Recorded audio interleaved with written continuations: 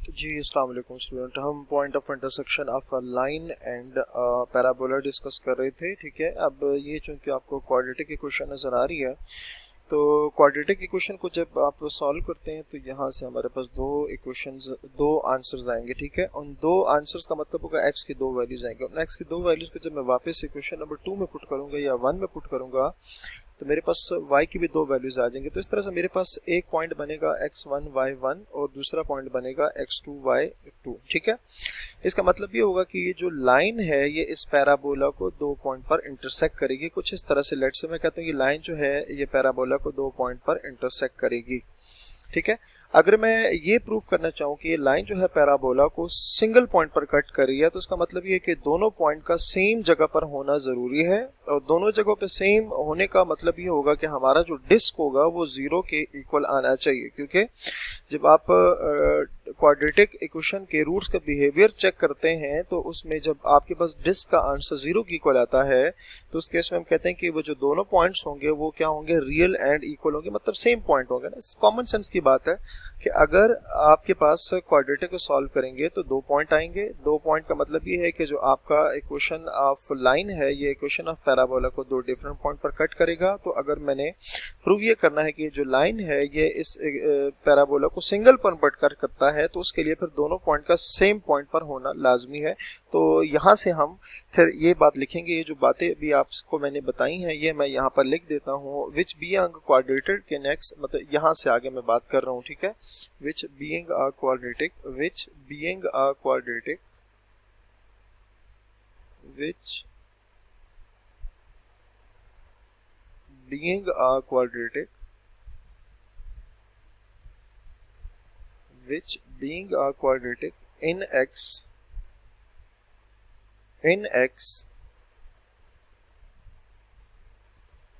Quadratic in x gives to values of x. जो हमें quadratic को सॉल्व करने से क्या होगा, क्योंकि इक्वेशन जो है वेरिएबल एक्स में है तो हमारे पास आंसर जो है वो भी क्या आ जाएगा, वेरिएबल एक्स में दो वैल्यूज आएंगी। To values gives to values of x, gives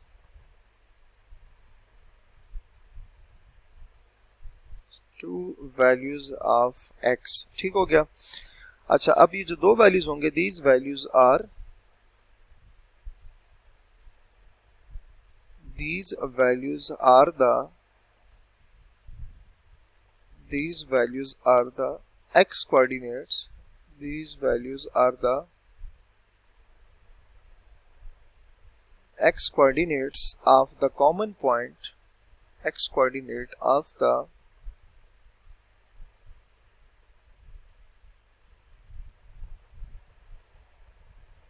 common points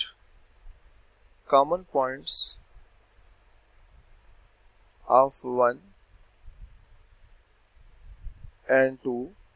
ठीक है, तो इनको अगर हम इक्वेशन नंबर 1 में पुट करें लेट से, क्योंकि इक्वेशन नंबर 1 को हमने इधर पुट किया था तो हमारे पास ये आया, तो अगर उन पॉइंट्स को जो x की वैल्यूज आएंगी ना उनको अगर पुट करें, setting these values in 1, setting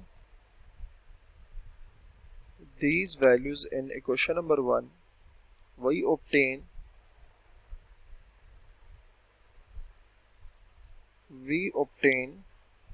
the corresponding we obtain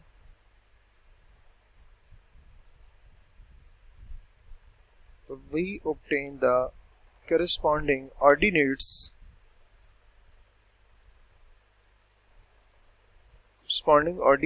of the points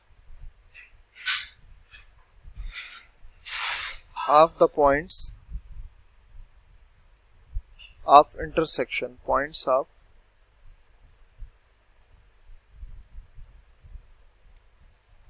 of intersection। ठीक है, thus the line 1 cuts the parabola in 2 points। मतलब क्या हो जाएगा कि thus the line 1, मतलब जो लाइन थी, thus the line 1 cuts the parabola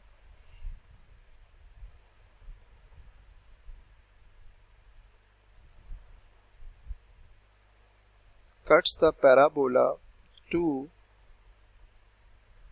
in two different points, in two points, ठीक है। जैसे कि अभी आपको कुछ देर पहले मैंने कहा कि जब x की दो वैल्यूज आएंगी उनको जब क्वेश्चन नंबर 1 में पुट करेंगे तो y की भी दो वैल्यूज आएंगी और उन x और y को कंबाइन करके हम दो पेयर बना लेंगे, दो पॉइंट्स बना लेंगे, ठीक है। अच्छा, अब हम ये कहते हैं कि in order that one is, in order कि अब ये जो इक्वेशन नंबर 1 है ये पैराबोला के ऊपर टेंजेंट कब होगी, ठीक है। In order that one, in order that equation number 1, that one is a tangent to, is a tangent to parabola which is mentioned in equation number 2. The point of intersection, the point of intersection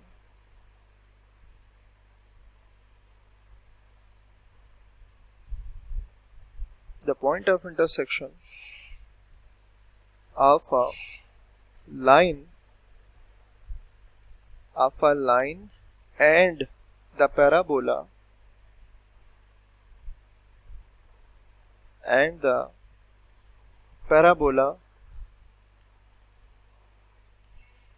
must be coincident. Parabola must be coincident, ठीक है। इसकी वजह यह है कि tangent जो है वो किसी भी कर्व को सिंगल पॉइंट पर टच करता है, लेकिन यहाँ हमारे पास दो पॉइंट्स आ रहे हैं, ठीक है। तो अगर हमने ये प्रूफ करना हो को जो क्वेश्चन नंबर 1 है जो कि लाइन है पैराबोला के ऊपर टेंजेंट है, तो उस केस के लिए फिर ये होना चाहिए कि जो दोनों पॉइंट्स आए हैं वो बेसिकली सेम होने चाहिए, ठीक है। इन दिस केस, और ये दोनों सेम कब होते हैं, जब हमारे पास डिस्क 0 के इक्वल आता है, ठीक है।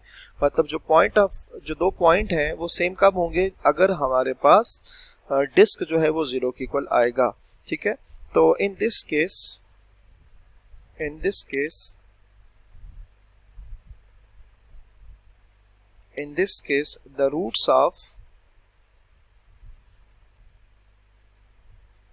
the roots of equation number 3, let's say equation number 3 मैं इसको कह देता हूँ, ये equation number 3 है, ठीक है, ये ठीक है, क्योंकि डिस्क यहाँ से फाइंड करेंगे ना।